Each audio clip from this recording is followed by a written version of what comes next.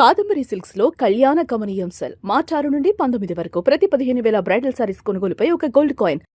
Welcome to Suman TV. ప్రస్తుతం జరుగుతున్నటువంటి పశ్చిమాసియాలో జరుగుతున్న ఈ యుద్ధం ఇండియా మీద ఎలాంటి ప్రభావం చూపుతుంది? నిజంగా అసలు ఇండియా ఇరాన్ వైపు, ఇజ్రాయెల్ వైపు, రెండు దేశాల వైపు ఉందా?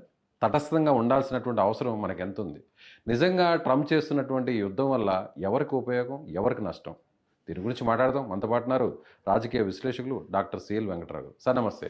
నమస్తే సార్, ఈ యుద్ధం ఎందుకు జరుగుతుంది, ఎవరి కోసం జరుగుతుంది, కారణం ఏంటి? స్ట్రైట్గా ఏం చెప్తారు?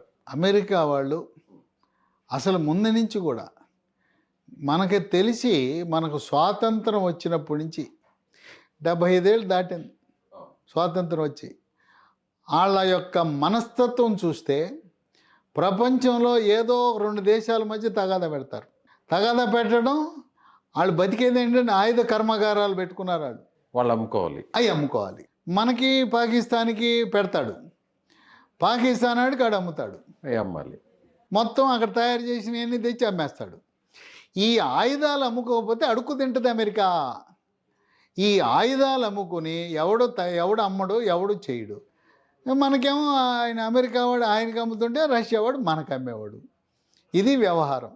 కనుక ఇప్పుడు అమెరికా వాళ్ళు కూటికి గతి లేక ఎప్పుడైతే వాళ్ళకి ఆర్థిక సంక్షోభం వస్తుందో, అక్కడ ఆర్థిక వనరులు కొరత ఏర్పడుతుందో, రెండు దేశాల మధ్య చిచ్చు పెట్టేస్తారు. ఇప్పుడు అమెరికా, ఇజ్రాయెల్, ఇరాన్ మీద దాడి చేయటం కేవలం అక్కడ అంతర్గత సంక్షోభం, నిరుద్యోగం, యువత ఆందోళన, జరుగుబాటు లేకపోవటం, ఆ విధంగా ఆయుధాల కర్మాగారంలో తయారు చేసినవి అమ్ముడు కావట్లా. ఇప్పుడు మనము కంచిలో క్రాకర్లు తయారు చేస్తారు. వాళ్ళు దీపావళి వస్తేనే కదా, దీపావళి రోజు వర్షాలు కురిసితే వారం రోజులు అంతే కదా, వ్యాపారం పోయినట్టే. దీపావళి కోసం ఎలా ఈ క్రాకర్ ఫ్యాక్టరీలు భారతదేశంలో ఎదురు చూస్తుంటారో అంతే కదా, వారం రోజులే కదా. కానీ ఈ అమెరికా పెత్తందారీ వ్యవస్థని, సో ఇప్పుడు అమెరికా చేస్తున్నటువంటి వన్ సైడ్ ఈ పాలిటిక్స్ని ఎదుర్కొనే శక్తి ఏ దేశానికి లేదంటారా? అంటే ఇప్పుడు అక్కడ ప్రస్తుత నాయకత్వం వాడు పిచ్చోడు, మానసిక రోగి. ట్రంప్ అనేవాడు మానసిక రోగి.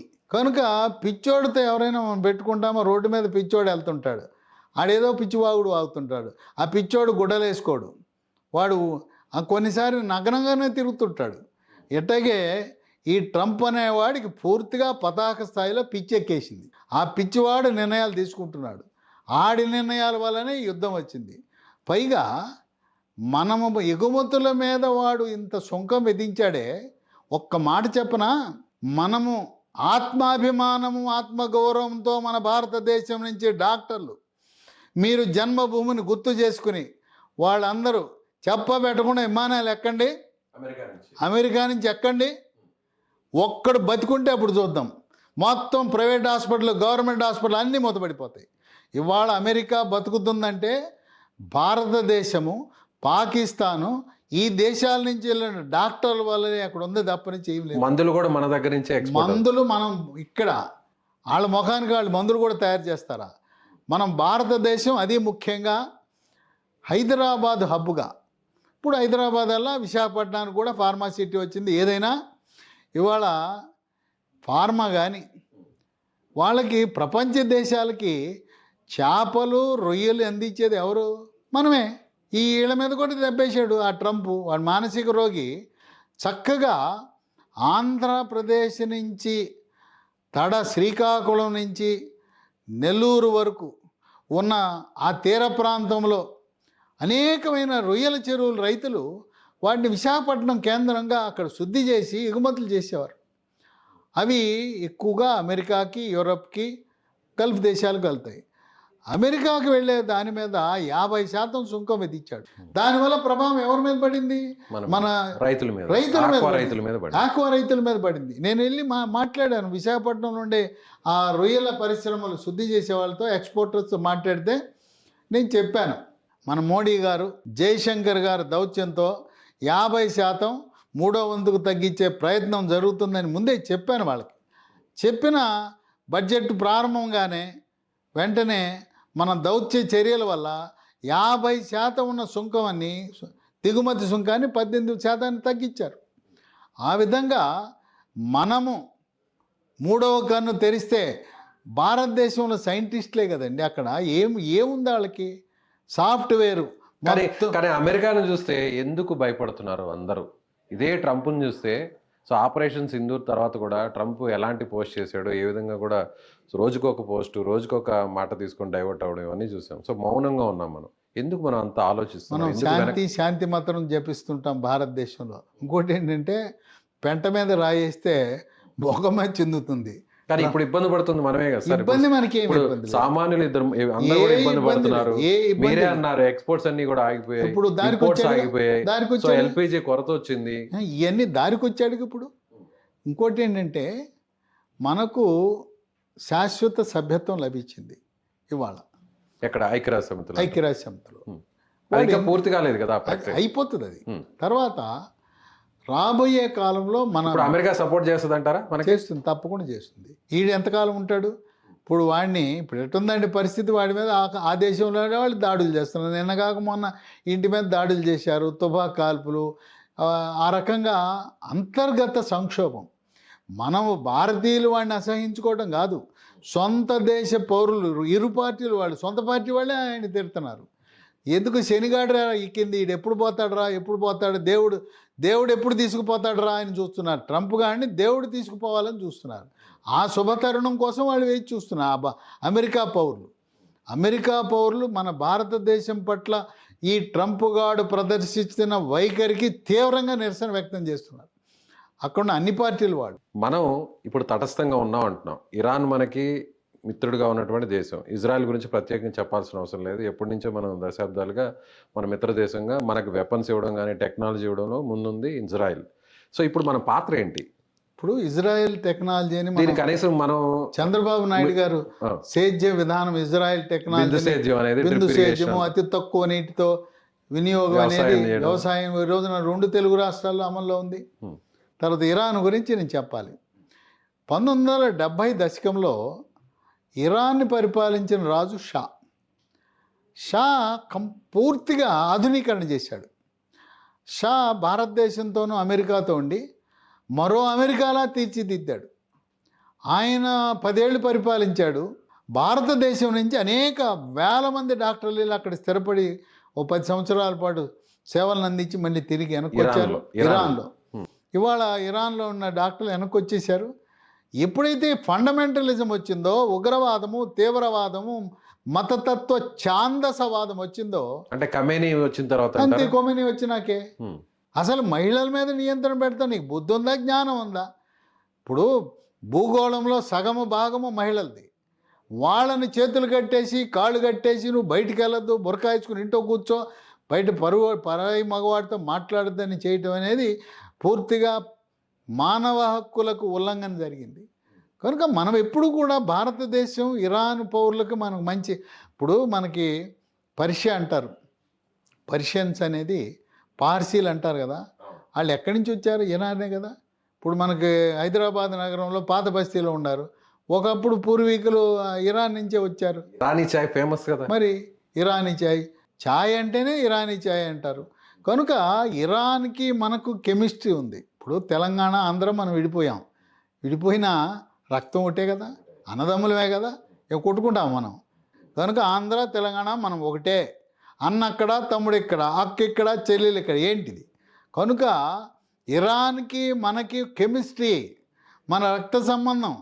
పార్సీలు అనేవాళ్ళు ఎవరు? ఇప్పుడు దేశంలో ఉండే పార్సీలు అక్కడి నుంచి వచ్చిన వాళ్ళు. తర్వాత ఇరాన్లో వాళ్ళు చాలా మంచివాళ్ళు. ఎందుకంటే నా స్నేహితుడు ఒక డాక్టర్, మా క్లాస్మేటు, ఒక ఇరాన్ అమ్మాయిని ప్రేమించి వివాహం చేసుకున్నాడు. ఎక్కడ? ఢిల్లీలో ఎయిమ్స్లో ఉండగా. ఆమె ఆ కుటుంబంతో సత్సంబంధాలు ఉన్నాయి. వాళ్ళు ఎంత మంచి వాళ్ళు అంటే చెప్పనలవి కాదు. ఇరాన్ వాళ్ళు మన భారతదేశంలో బ్రాహ్మణులు ఎలా ఉంటారో అట్లుంటారు. అంత చక్కటి మనస్తత్వము, స్వభావం ఉంటుంది. ఈ పాలకులు వీళ్ళు మానసిక రోగులు. ఈ కొమేనీగాడు, ఇగో అక్కడ ట్రంపు, ఎవరిచ్చారు వీళ్ళకి అధికారం? కనుక ఏమవుతుంది? సివిల్ వార్ వస్తుంది, తిరుగుబాటు వస్తుంది, ప్రజల తిరుగుబాటు వస్తుంది. ఎవడరా నిన్ను అక్కడ కూర్చోబెట్టింది? మమ్మల్ని నాశనం చేయటానికి రా, దేశాన్ని ప్రజలని చెప్పి తిరుగుబాటు చేస్తారు, అక్కడ సివిల్ వార్ వస్తుంది. సో ఫైనల్గా కంక్లూడ్ చేద్దాం. ఈ వార్ ఎప్పటితో ముగిసే అవకాశం ఉంది? సో ఇది ఇంతటితో ఆగుతుందా? భారత్ ఏమన్నా మధ్యలో మధ్యవర్తిగా ఉండి వారిని ఆపే ప్రయత్నం ఏమైనా చేయబోతుందా? మీరు అంటున్నారు, అందరూ ప్రపంచం అంతా అంటున్నారు, మన మోడీ గారికి చాలా ప్రయారిటీ ఉంది అన్ని దేశాలు, అటు ఇజ్రాయెల్కి, ముఖ్యంగా ట్రంప్ మన మోడీ గారి స్నేహితుడు, అదేవిధంగా మీరు అన్నట్టుగా ఇరాన్ కూడా ఒక మంచి మిత్ర దేశం. మనం ఆపే ప్రయత్నం ఎందుకు చేయట్లేదు? ఎందుకు మౌనంగా ఉంటున్నాం? కొంతమంది పుకార్లు పుట్టిస్తున్నారు. భారతదేశంలో సంఘ విద్రోహ శక్తులు అదిగో వచ్చే ఇదిగో వచ్చే మూడో ప్రపంచ యుద్ధం, థర్డ్ వరల్డ్ వార్ అని పుకార్లు పుట్టించి భయపెడుతున్నారు. వస్తుంది అసలు థర్డ్ వరల్డ్ వార్? రాదు. మూడవ ప్రపంచ యుద్ధము, థర్డ్ వరల్డ్ వార్ రాదుగాక. కానీ ఇవాళ ప్రపంచ దేశాలు అధిక శాతం ఓటింగ్ పెడితే మోడీ గారికి వచ్చిన ఓట్లు ఎవరికి రావు. భారతదేశం అంటే సానుకూల వైఖరి ఎక్కువ దేశాలకు ఉంది. అటుపక్క యూరప్ తీసుకోండి, ఇటు గల్ఫ్ దేశాలు తీసుకోండి, ఆసియా ఖండంలో దేశాలు చూసుకోండి. భారత్ వాళ్ళు మంచోళ్ళరా, ఎవరి జోలికి రారురా, భరతమాత బిడ్డలరా, వాళ్ళు శాంతి మంత్రం జపిస్తారా. వాళ్ళ జోలికి వెళ్తే మాత్రం ఆపరేషన్ సింధూర్ 24 గంటల్లో పాకిస్తాన్ని ఎలా చూపించారో తడాక చూపిస్తారా. వాళ్ళ జోలికి వెళ్ళినంత వరకు వాళ్ళ పని వాళ్ళు చేసుకుంటారు. వెళ్తే మాత్రం ఆపరేషన్ సింధూర్ వాడు తిరుగు లేకుండా ఎలా కొట్టారో, వాడి ఏం జరుగుతుందో తెలిసే లోపల అయిపోయింది. ఆ విధంగా మనమేమి చేతకాని వాళ్ళం కాదు. కాకపోతే మన జీన్స్లో ఏముందంటే మనం భరతమాత బిడ్డలం. భారతమాత ఇచ్చింది మనకేంటంటే వారసత్వం, శాంతి, సంయమనం, వేచి చూచే ధోరణి, ఇంకోటి ఏంటంటే సానుభూతి. ఇవన్నీ మనకు బాగా మెండుగా ఉన్నాయి భారతీయులకి రక్తంలో. కనుక మూడవ ప్రపంచ యుద్ధము రాదు. సరిగ్గా 30 రోజుల లోపల, అంటే ఎప్పుడు ఏప్రిల్ 15 లోపల పూర్తిగా యుద్ధ వాతావరణం పోతుంది. పూర్తిగా యుద్ధం ఏమి ఉండదు. రైట్. ఈ ఎల్పిజి గ్యాస్ గురించి మీరు టెన్షన్ పడద్దు, చమురు ధరల గురించి టెన్షన్ పడద్దు, ఇంట్లో తెచ్చి ఒక 1 డజన్ సిలిండర్లు పెట్టుకోవాల్సిన అవసరం ఏమీ లేదు.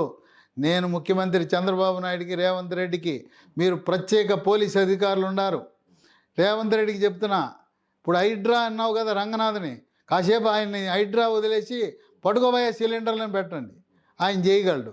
అట్లాగే ఆంధ్రప్రదేశ్ రాష్ట్రంలో అక్కడ ఒక ఆయన ఉన్నాడు, ఇప్పుడు సిఐడి చీఫ్గా ఉన్నాడు, డాక్టర్ రవిశంకర్ అయ్యన్నార్.